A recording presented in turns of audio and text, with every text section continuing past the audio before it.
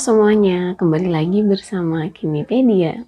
Nah, kali ini channel Kimipedia akan membahas soal-soal UTBK Kimia tentang apa coba? Nah, kita akan bahas soal-soal tentang redoks dan elektrokimia ya. Nah, jadi kalau di elektrokimia itu ada yang namanya sel volta dan sel elektrolisis ya.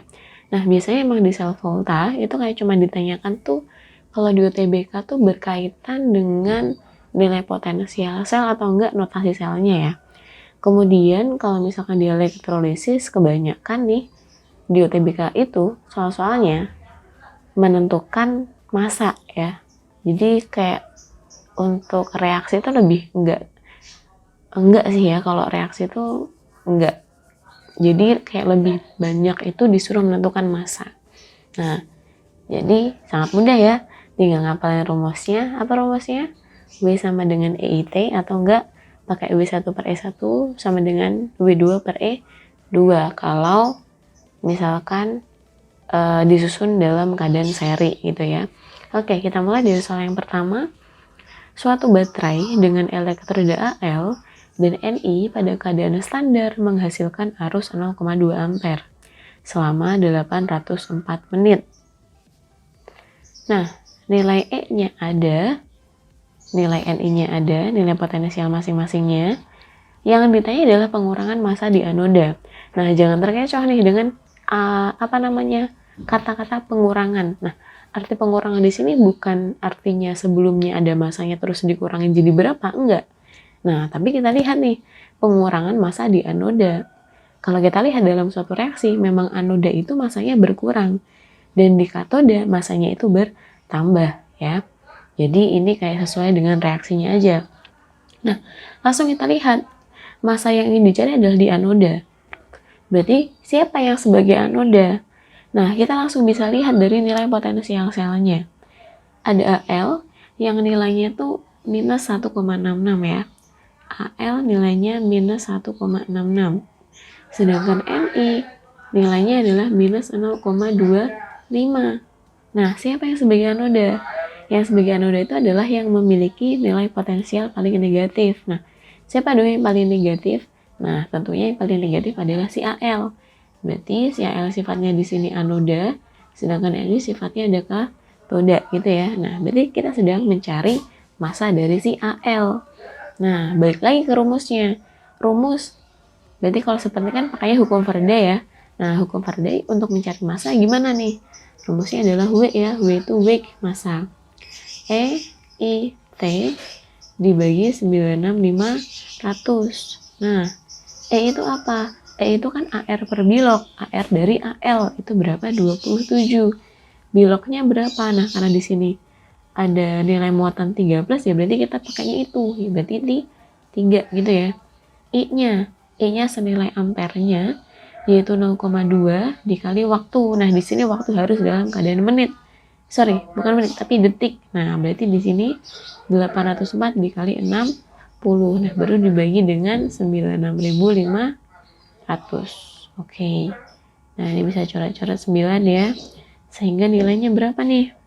9 dikali 0,2 dikali 804 dikali 60 dibagi dengan 96500. Nah, hasilnya adalah 0,89. Nah, gak ada ya di opsi. Nah, berarti bisa kita pakai pembulatan yaitu 0,9. Berarti jawabannya yang E. Nah, cukup mudah ya, hanya masukin angka. Pokoknya kita tahu yang sebagai anoda itu siapa, sebagai katoda itu siapa gitu. Lanjut, diketahui harga potensial reduksi. Nah, ada nilai potensial reduksi masing-masing ya. Reaksi berikut yang tidak dapat berlaku spontan. Nah, ini berarti konsep dari volta. Yang tidak dapat berlangsung spontan berarti yang nilai potensial selnya itu kurang dari 0 ya. Kan tidak spontan. Kalau spontan berarti lebih dari 0. Nah, berarti kurang dari 0 itu lebih minus ya. Berarti kalau misalkan kita cari nilainya, berarti kita punya rumus kan? Potensial satu rumusnya adalah katoda dikurangin anoda. Nah, tinggal kita lihat aja dari suatu reaksinya. Berarti kita lihat jawabannya itu dari opsi ya. Nah, contoh kalau yang A nih, CU2 plus ditambah 2I menjadi CU ditambah I. Siapa yang sebagai katoda? Ingat ya, katoda itu yang mengalami apa? Katoda yang mengalami reduksi. Berarti kalau reduksi penurunan bilok.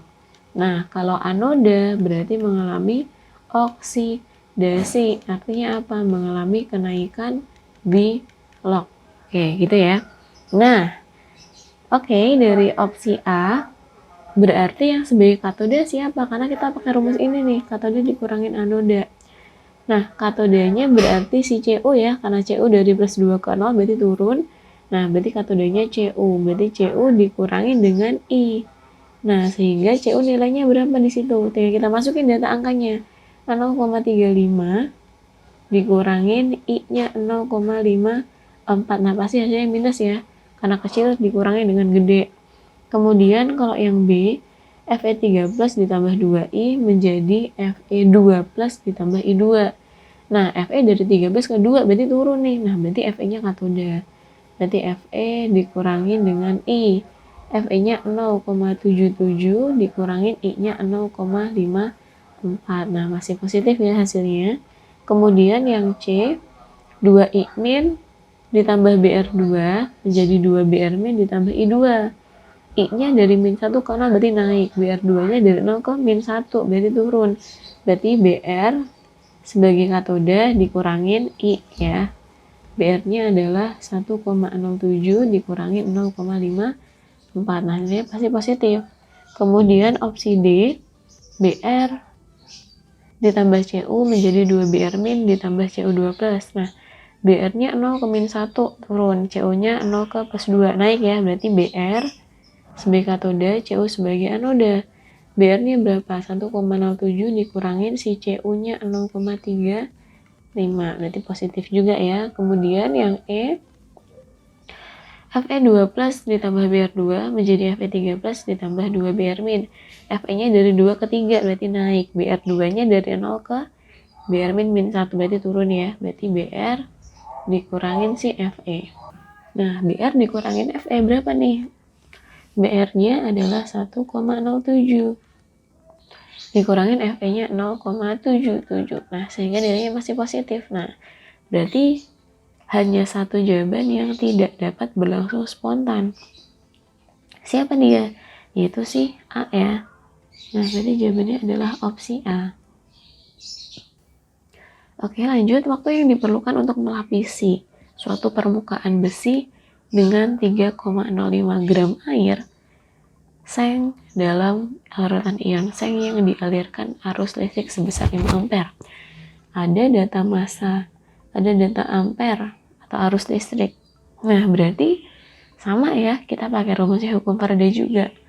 W sama dengan EIT dibagi 96500. Nah, waktunya, bukan waktu ya, W itu W. Masanya massa siapa? Massa si permukaan besi dengan 3,05 gram seng. Nah, berarti masanya adalah massa si seng.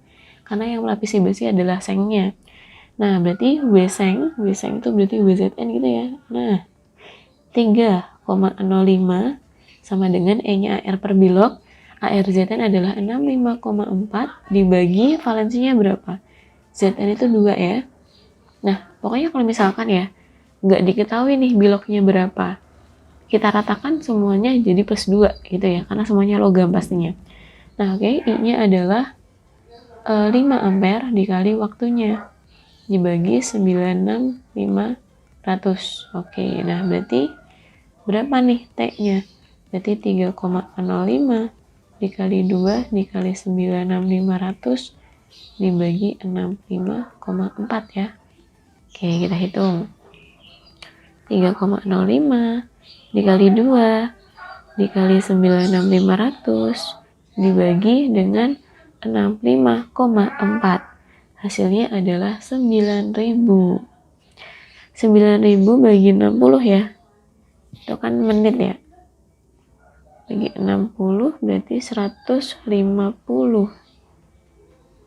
Oh, di sini perlu dibagi dengan 5 lagi ya. Nah, ini masih kurang nih. Kita hitung lagi.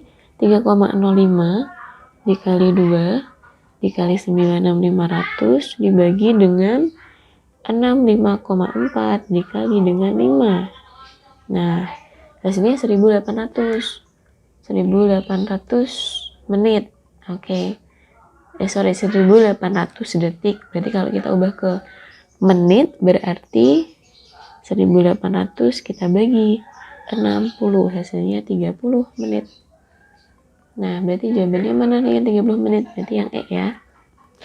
Oke, berarti aplikasi hukum Faraday itu bisa macam-macam ya.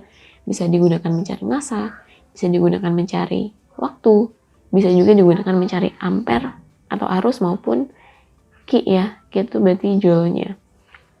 Oke.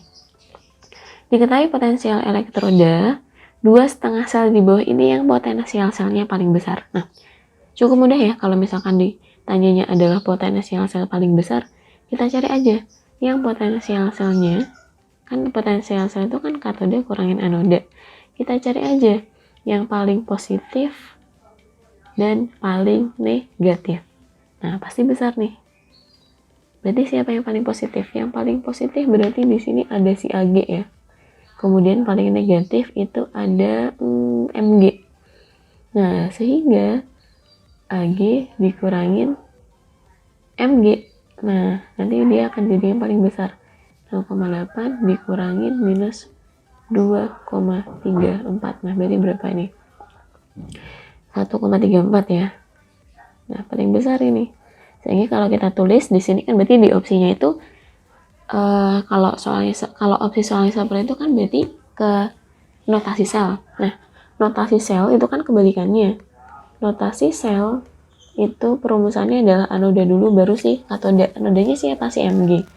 Katodanya siapa? Si Ag. Nah, berarti Mg ke Ag. Berarti jawabannya adalah si A ya. Gitu. Berapakah massa logam perak yang diendapkan jika arus listriknya sebesar 5 ampere dialirkan ke dalam larutan AgNO3 selama 2 jam? Nah, sama nyari massa juga. Nyari massa dari rumus hukum Faraday ya. Nah, berarti W sama dengan EIT dibagi 96.500. Nah, E-nya berapa nih?